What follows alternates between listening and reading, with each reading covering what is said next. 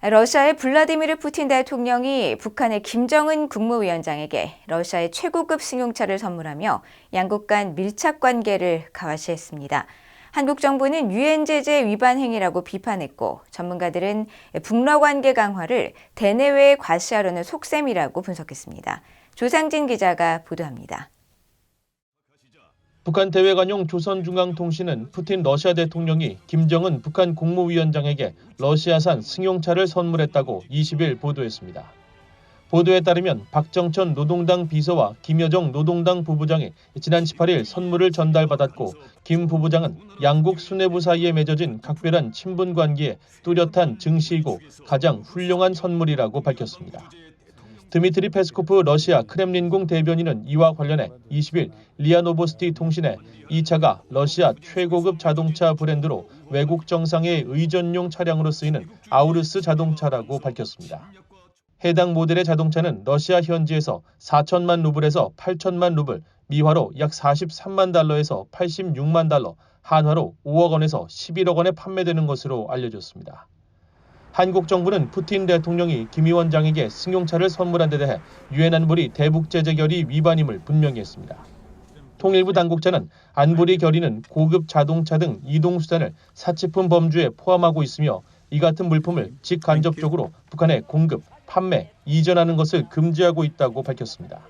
이어 안보리 위반 사실을 공개적으로 밝히는 북한의 아나무인격인 태도를 규탄하며 러시아도 유엔 상임이사국으로서 책임을 자각하고 국제규범 위반 행위를 중단해야 한다고 강조했습니다.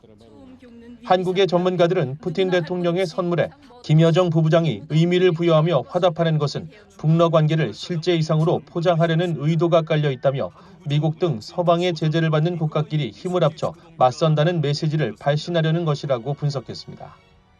북러 관계가 단지 편의적인 관계가 아니라 영속성을 가지는 관계다라고 하는 그 메시지를 발신할 필요가 있는데 푸틴과 김정은 사이에 친밀한 관계를 과시하고 제재 같은 것들은 고려하지 않고 한다는 거 이런 상황도 서방 매체에 과시할 필요가 있지 않나 그런 효과를 낳지 않나 하는 생각이 듭니다.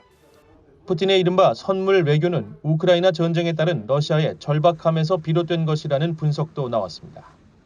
러시아 전쟁 수행 능력에 상당한 부담이 발생하고 있다 이렇게 볼 수 있고 그런 전쟁 수행을 가능하게 해주는 가장 큰 동력이 최근에 북한산 탄약이거든요.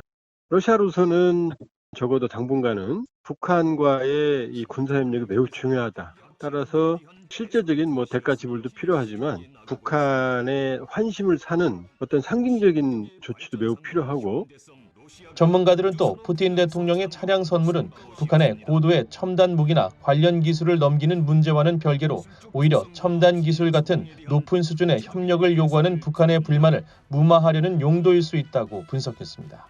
BOA 뉴스 조상진입니다.